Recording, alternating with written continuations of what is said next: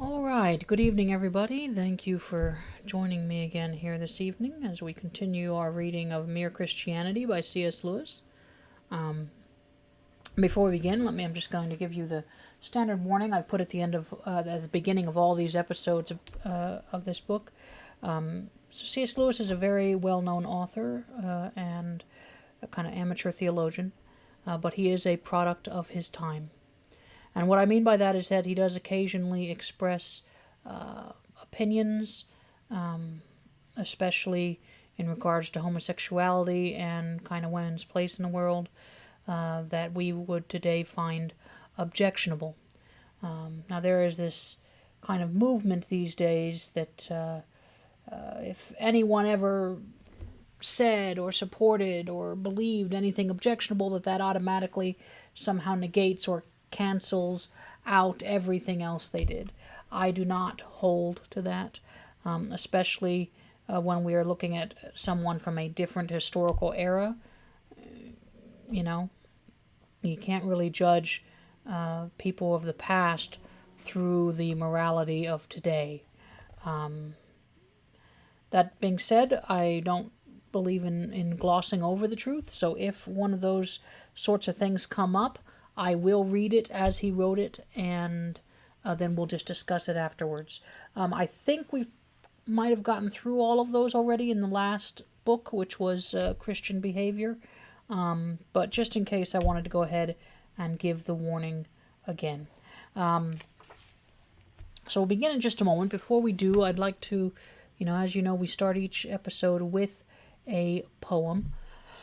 Today's poem is by Walt Whitman, and I just thought that this would be kind of appropriate for the time that we are in right now here in the U.S. We are in the middle of an election season, with the election day being November 3rd, which is in about roughly a week and a half. So this poem is actually called Election Day, November 1884, and again was written by Walt Whitman. If I should need to name, O Western world, your powerfulest scene and show, 'twould not be you, Niagara, nor you, ye limitless prairies, nor your huge rifts of canyons, Colorado, nor you, Yosemite, nor Yellowstone with all its spasmic geyser loops, ascending to the skies, appearing and disappearing, nor Oregon's white cones, nor Huron's belt of mighty lakes, nor Mississippi's stream. This seething hemisphere's humanity, as now I'd name the still small voice vibrating, America's choosing day. The heart of it not in the chosen, the act itself the main, the quadrennial choosing. The stretch of north and south aroused seaboard and inland, Texas to Maine, the prairie states, Vermont, Virginia, California. The final ballot shower from east to west, the paradox and conflict, the countless snowflakes falling, a swordless conflict, yet more than all Rome's wars of old or modern Napoleon's, the peaceful choice of all. Or good or ill humanity, welcoming the darker odds, the dross, foams and ferments the wine. It serves to purify, while the heart pants life glows.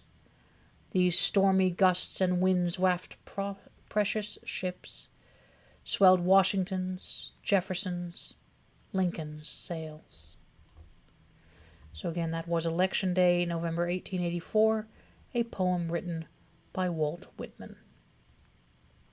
So we're going to move right into tonight's section, which is, you'll remember that the Mere Christianity is organized into 4 books, each book with chapters. We have read books 1, 2, and 3. We are starting tonight on book 4. The title of the book is Beyond Personality, or First Steps in the Doctrine of the Trinity. We'll be reading chapters 1 and 2, and the first chapter is called Making and Begetting. Everyone has warned me not to tell you what I am going to tell you in this last book. They all say the ordinary reader does not want theology. Give him plain, practical religion. I've rejected their advice. I do not think the ordinary reader is such a fool. Theology means the science of God. And I think any man who wants to think about God at all would like to have the clearest and most accurate ideas about him which are available. You are not children. Why should you be treated like children? In a way, I understand why some people are put off by theology. I remember once when I had been giving a talk to the RAF, an old, hard-bitten officer got up and said, "I've no use for all that stuff. But mind you, I'm a religious man too. I know there's a God. I've felt him out alone in the desert at night, the tremendous mystery. And that's just why I don't believe all your neat little dogmas and formulas about him. To anyone who's met the real thing, they all seem so petty and pedantic and unreal." Now, in a sense, I quite agreed with that man. I think he had probably had a real experience of God in the desert. And when he turned from that experience to the Christian creeds, I think he really was turning from something real to something less real. In the same way, if a man has once looked at the Atlantic from the beach and then goes and looks at a map of the Atlantic, he also will be turning from something real to something less real, turning from real waves to a bit of colored paper. But here comes the point. The map is admittedly only colored paper, but there are two things you have to remember about it. In the first place, it is based on what hundreds and thousands of people have found out by sailing the real Atlantic. In that way, it has behind it masses of experience just as real as the one you could have from the beach.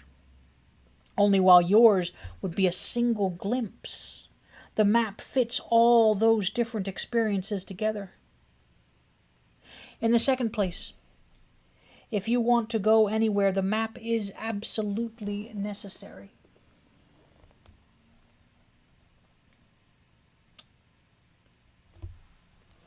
Sorry, I lost my place there for a moment.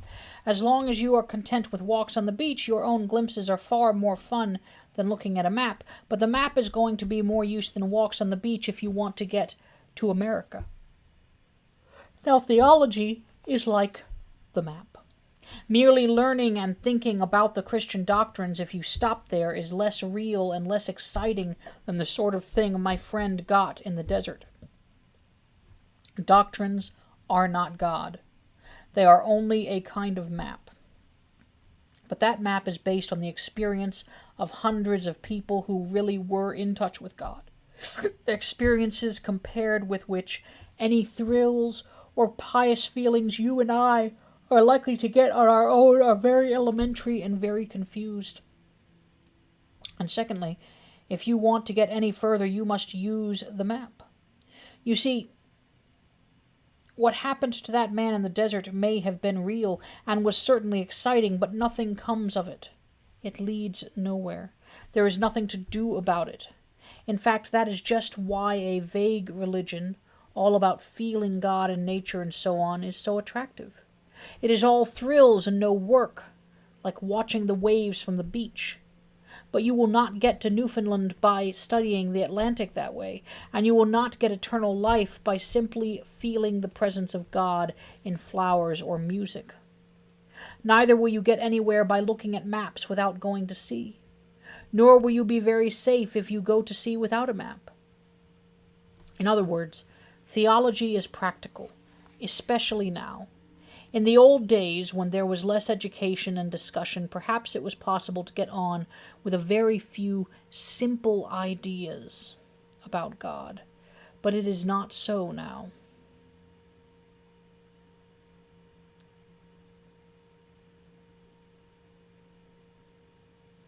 Everyone reads, everyone hears things discussed. Consequently, if you do not listen to theology, that will not mean that you have no ideas about God. It will mean that you have a lot of wrong ones. bad, muddled, out-of-date ideas, for a great many of the ideas about God which are trotted out as novelties today are simply the ones which real theologians tried centuries ago and rejected. To believe in the popular religion of modern England is retrogression, like believing the earth is flat. For when you get down to it, is not the popular idea of Christianity simply this? That Jesus Christ was a great moral teacher, and that if only we took his advice we might be able to establish a better social order and avoid another war. Now mind you, all that is quite true.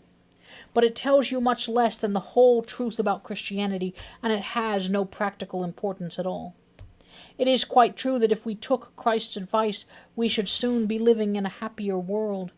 You need not even go as far as Christ. If we did all that Plato or Aristotle or Confucius told us, we should get on a great deal better than we do. And so what? We never have followed the advice of the great teachers. Why are we likely to begin now? Why are we more likely to follow Christ than any of the others? Because he is the best moral teacher? But that makes it even less likely that we should follow him. If we cannot take the elementary lessons, is it likely we are going to take the most advanced one? If Christianity only means one more bit of good advice, then Christianity is of no importance. There has been no lack of good advice for the last 4,000 years. A bit more makes no difference. But as soon as you look at any real Christian writings, you find that they are talking about something quite different from this popular religion. They say that Christ is the Son of God, whatever that means. They say that those who give him their confidence can also become sons of God, whatever that means. They say that his death saved us from our sins, whatever that means. There is no good complaining that these statements are difficult. Christianity claims to be telling us about another world, about something behind the world we can touch and hear and see. You may think the claim false, but if it were true, what it tells us would be bound to be difficult. At least as difficult as modern physics, and for the same reason. Now, the point in Christianity which gives us the greatest shock is the statement that by attaching ourselves to Christ, we can become sons of God. One asks, aren't we sons of God already? Surely the fatherhood of God is one of the main Christian ideas. Well, in a certain sense, we are, of course, sons of God already. I mean, God has brought us into existence and loves us and looks after us, and in that way is like a father. But when the Bible talks of our becoming sons of God, obviously it must mean something different. And that brings us up against the very center of theology. One of the creeds says that Christ is the Son of God, begotten, not created. And it adds, begotten by his Father before all worlds. Will you please get it quite clear that this has nothing to do with the fact that Christ was born on earth as a man, that man was the son of a virgin? We are not now thinking about the virgin birth. We are thinking about something that happened before nature was created at all, before time began, before all worlds. Christ is begotten, not created. What does it mean? We don't use the words begetting or begotten much in modern English, but everyone still knows what they mean. To beget is to become the father of, to create is to make, and the difference is this. When you beget something of the same kind as yourself. A man begets human babies. A beaver begets little beavers, and a bird begets eggs which turn into little birds. But when you make something of a different kind from yourself. A bird makes a nest. A beaver builds a dam. A man makes a wireless set. That's radio for all you here in the U.S., say a statue. If he is a clever enough carver, he may make a statue which is very like a man indeed, but of course it is not a real man, it only looks like one. It cannot breathe or think, it is not alive. Now that is the first thing to get clear. What God begets is God. just as what man begets is man. What God creates is not God, just as what man makes is not man. That is why men are not sons of God in the sense that Christ is. They may be like God in certain ways, but they are not things of the same kind. They are more like statues or pictures of God. A statue has the shape of a man, but is not alive. In the same way, man has, in a sense I am going to explain, the shape or likeness of God, but he has not the kind of life God has. Let us take the first point, man's resemblance to God. Everything God has made has some likeness to himself. Space is like him in its hugeness. Not that the greatness of space is the same kind of greatness as God's, but it is a sort of symbol of it, or a translation of it into non-spiritual terms. Matter is like God in having energy, though, again, of course, physical energy is a different kind of thing from the power of God. The vegetable world is like him because it is alive and he is the living God. But life in this biological sense is not the same as the life there is in God. It is only a kind of symbol or shadow of it. When we come on to the animals, we find other kinds of resemblance in addition to biological life. The intense activity and fertility of the insects, for example, is a first dim resemblance to the unceasing activity and creativeness of God. In the higher mammals, we get the beginning of instinctive affection. That is not the same thing as the love that exists in God, but it is like it, rather in the way that a picture drawn on a flat piece of paper can nevertheless be like a landscape. When we come to man, the highest of the animals, we get the completest resemblance to God which we know of. There may be creatures in other worlds who are more like God than man is, but we do not know about them. Man not only lives, but loves and reasons. Biological life teaches its highest known level in him. But what man in his natural condition has not got is spiritual life, the higher and different sort of life that exists in God. We use the same word, life, for both, but if you thought that both must therefore be the same sort of thing, that would be like thinking that the greatness of space and the greatness of God were the same sort of greatness. In reality, the difference between biological life and spiritual life is so important that I'm going to give them two distinct names. The biological sort, which comes to us through nature, and which, like everything else in nature, is always tending to run down and decay, so that it can only be kept up by incessant subsidies from nature in the form of air, water, food, etc., is bios. The spiritual life, which is in God from all eternity and which made the whole natural universe, is Zoe. Bios has, to be sure, a certain shadowy or symbolic resemblance to Zoe, but only the sort of resemblance there is between a photo and a place, or a statue and a man. A man who is changed from having Bios to having Zoe would have gone through as big a change as a statue which changed from being carved stone to being a real man. And that is precisely what Christianity is about.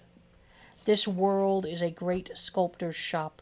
We are the statues, and there is a rumor going around the shop that some of us, someday, are going to come to life.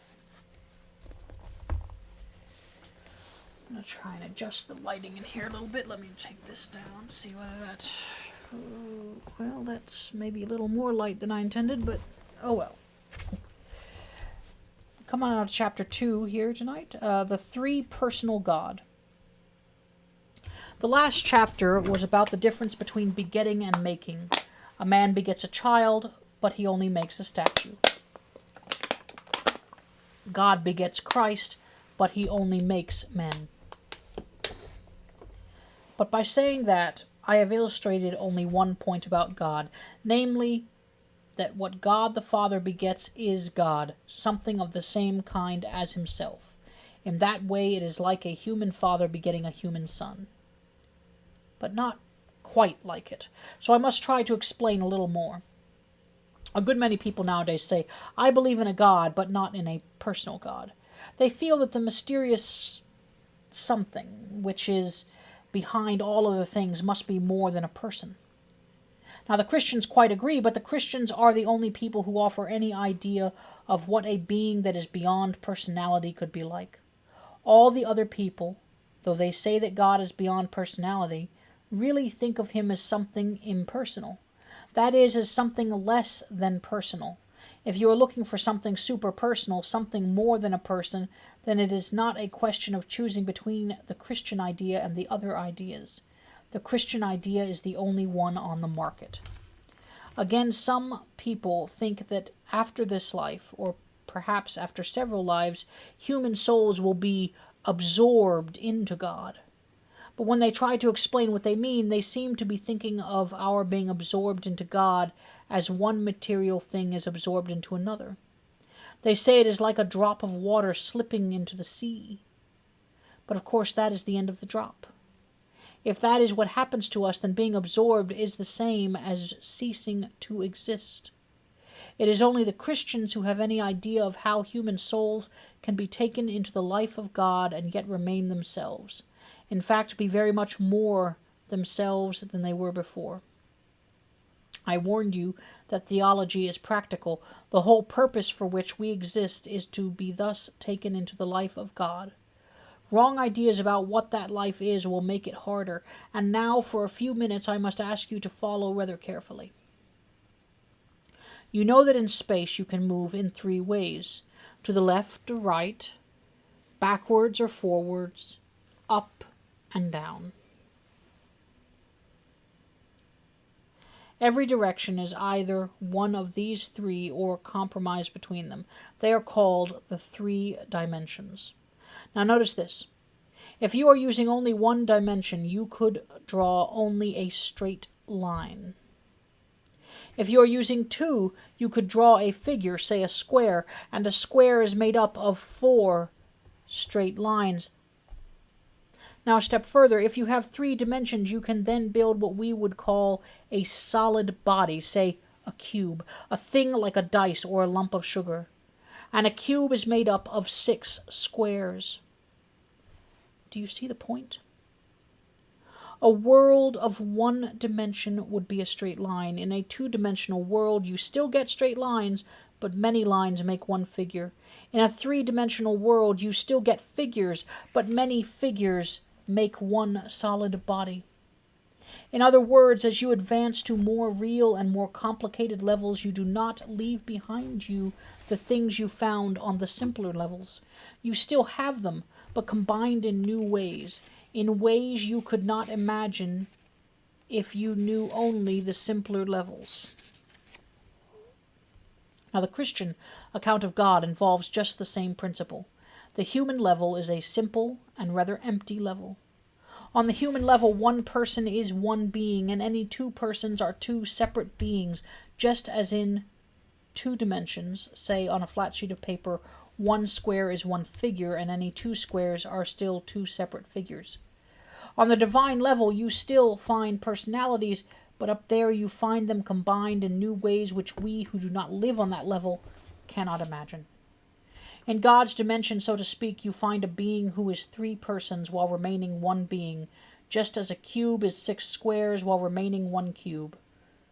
Of course, we cannot fully conceive of a being like that, just as if we were so made that we perceived only 2 dimensions in space, we could never properly imagine a cube.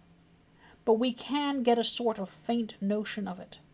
And when we do, we are then, for the first time in our lives, getting some positive idea, however faint, of something super-personal, something more than a person. It is something we could never have guessed, and yet once we have been told, one almost feels one ought to have been able to guess it, because it fits so well with all the things we know already. You may ask, if we cannot imagine a 3-personal being, what is the good of talking about him? Well, there isn't any good talking about him. The thing that matters is being actually drawn into that 3-personal life, and that may begin any time, tonight if you like. What I mean is this. An ordinary, simple Christian kneels down to say his prayers. He is trying to get in touch with God, but if he is a Christian, he knows that what is prompting him to pray is also God. God, so to speak, inside him. But he also knows that all his real knowledge of God comes through Christ, the man who was God, that Christ is standing beside him, helping him to pray, praying for him. You see what is happening? God is the thing to which he is praying, the goal he is trying to reach. God is also the thing inside him which is pushing him on, the motive power. God is also the road or bridge along which he is being pushed to that goal, so that the whole threefold life of the three-personal being is actually going on in that ordinary little bedroom where an ordinary man is saying his prayers. The man is being caught up into the higher kinds of life, what I called Zoe, or spiritual life.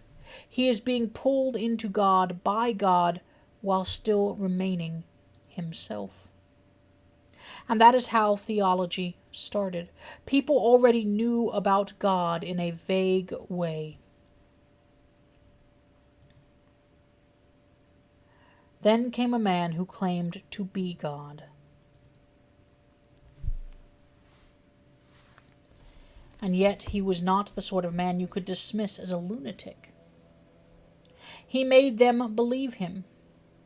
They met him again after they had seen him killed, and then after they had been formed into a little society or community, they found God somehow inside them as well, directing them, making them able to do things that they could not do before. And when they worked it all out, they found that they had arrived at the Christian definition of the three-personal God. This definition is not something we have made up.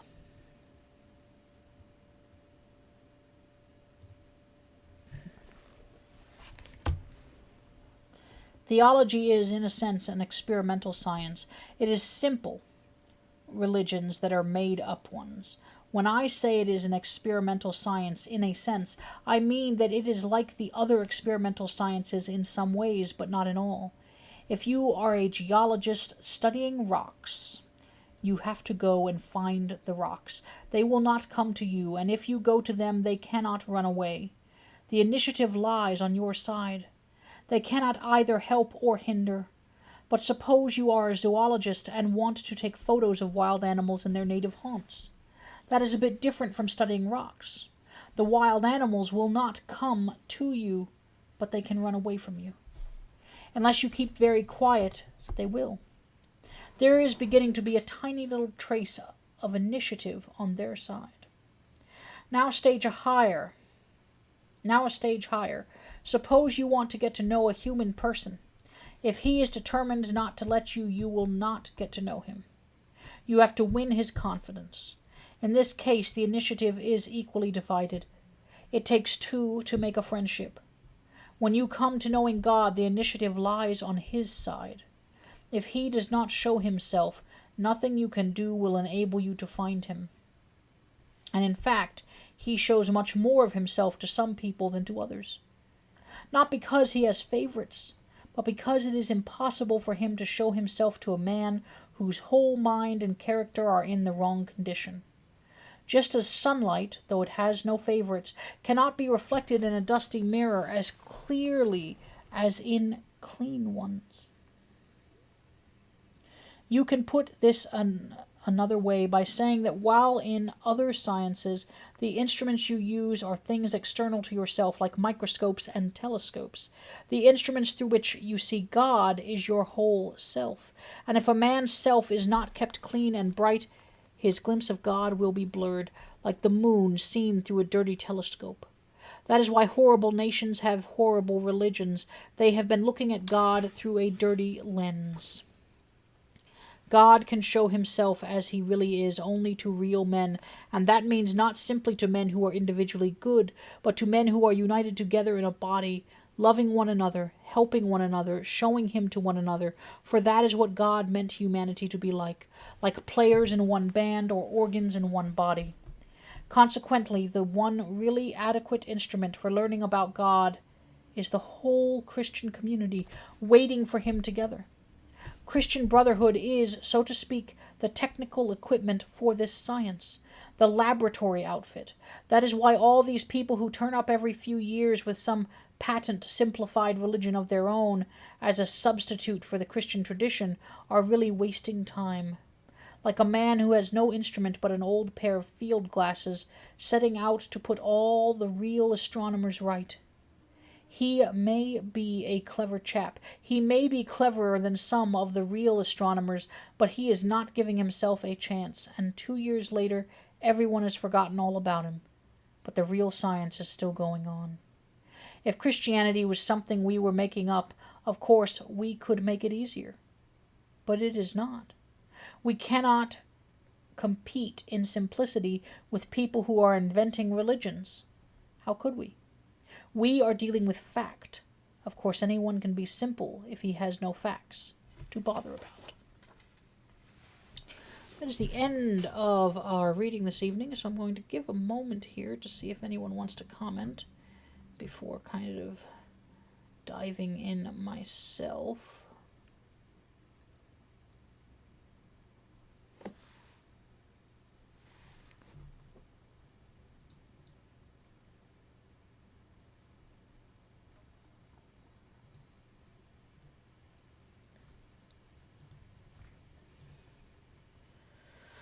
Okay, well, let's see. There's kind of some dense stuff here he's talking about. I think he makes some very interesting observations about the lines, the two-dimensional lines. In one dimension you get a straight line, in 2 dimensions you get figures, in 3 dimensions you get solid bodies, and it's difficult to conceive of what's beyond it, but it's all made up of one thing. That's kind of a explanation of the Trinity I hadn't quite heard before. The two most popular explanations of the Trinity I've usually heard is, I believe, at least the tale goes, that it was St. Patrick in Ireland used the clover, which has 3 leaves, to explain the Trinity, with each leaf being part of the whole. I've often also heard the metaphor of an egg. If you take an egg, and an egg has 3 parts. It has a shell, a white, and a yolk, and yet it is still one egg. This is just generally ways in which people try and explain the Trinity, which is a very difficult concept to grasp. Some, perhaps it's just easier to accept, as with some parts of Christianity, that there are, I believe the term is, holy mysteries. And that's part of it. It's an interesting discussion, but I kind of, in some ways, agree with some of the people that he dismisses at the beginning. I think theology is very interesting. I probably wouldn't be reading this stuff to you if I didn't. The problem is that when you get too bound up in theology, you start having issues. So, for example, why is one church, meaning 2 different churches may not believe the exact same thing, and because of that they chose to split off from each other. Now, generally speaking, these are questions of theology that aren't necessarily that important. What's the important bit of Christianity? Well, this is just my opinion, but, my opinion is the important bit is, hey, God created the heavens and the earth. God sent his son to save you. You're to love God and love your neighbor. That's, in a few moments, that's the easiest way to put it. And that's the most important bit. The rest of it we can disagree on, but we should just agree to disagree instead of, making big deals out of it. Was the world created in 7 days in the exact way stated in Genesis? Or was it created over billions, 13 billion years with evolution and so forth?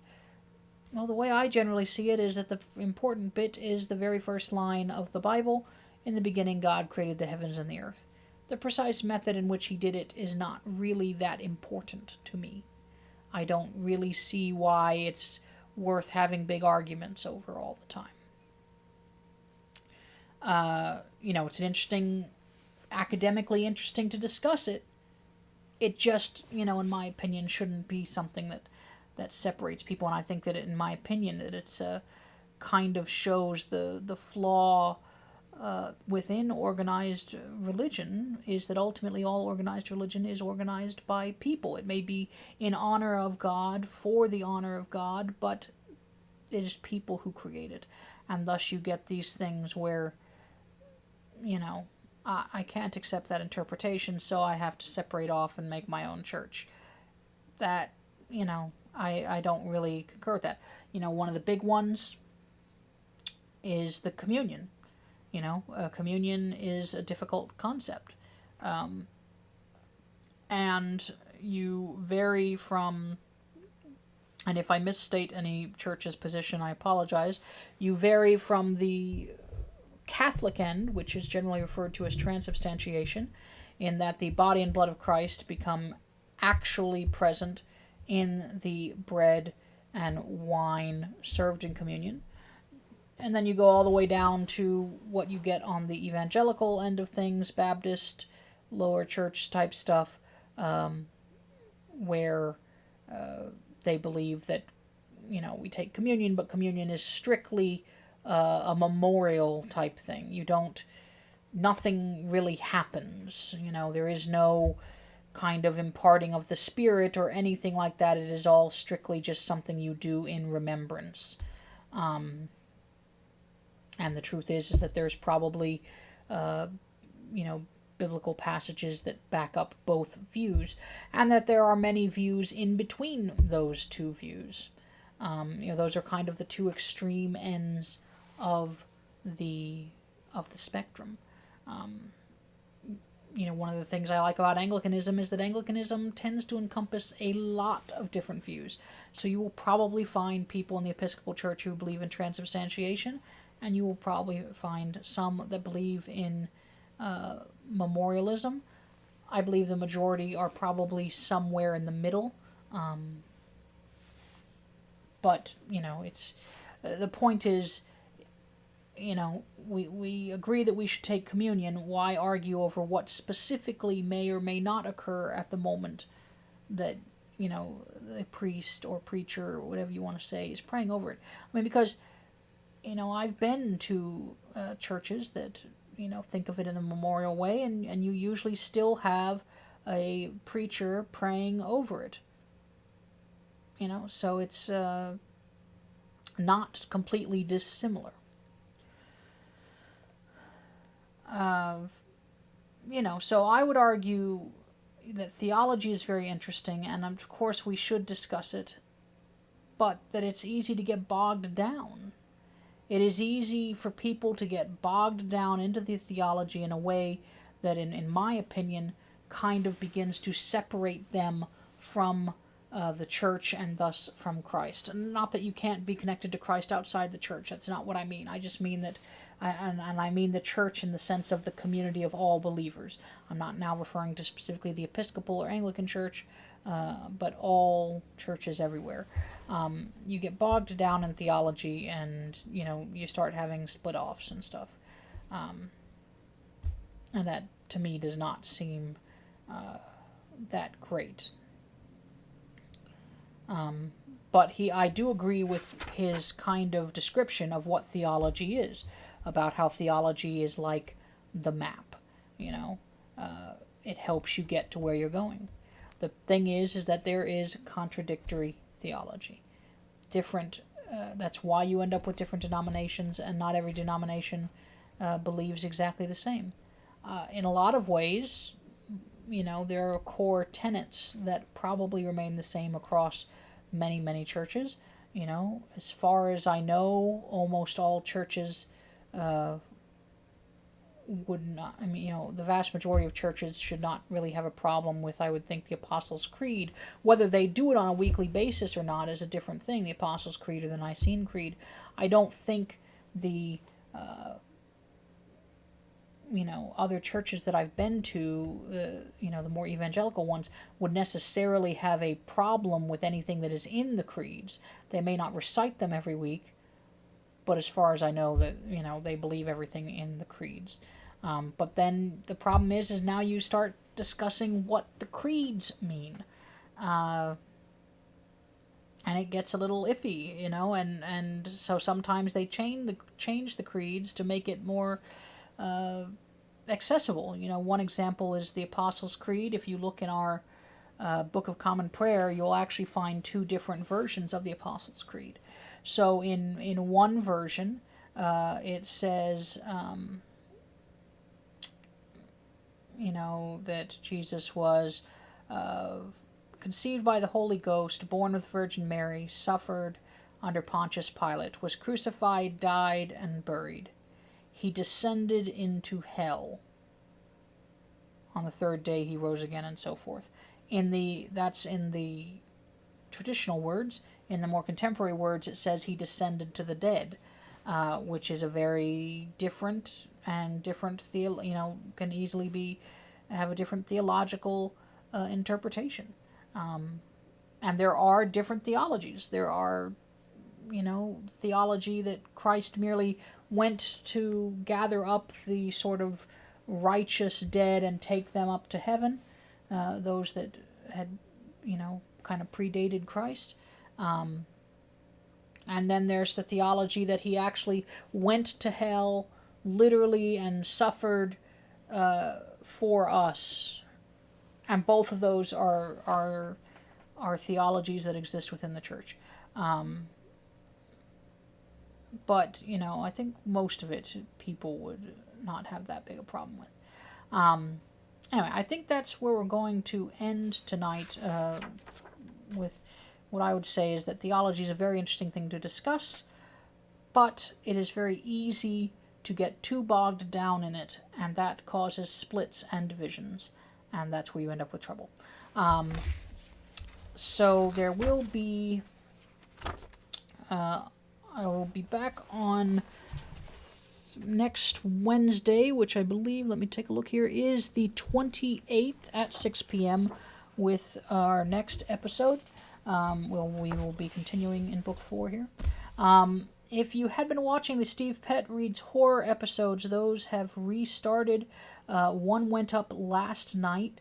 Another one should be up tonight at 10 p.m. I haven't uploaded it yet. I'm still finishing up the editing bit, but it should be up tonight at 10. So watch for that if you would. I'm going to go ahead and put a link at least now. I can't, because I haven't uploaded it yet, I can't give you a link to that specific video, but what I can do is, in case you have not seen any of those episodes or have missed some of those episodes, we've had 5 of them.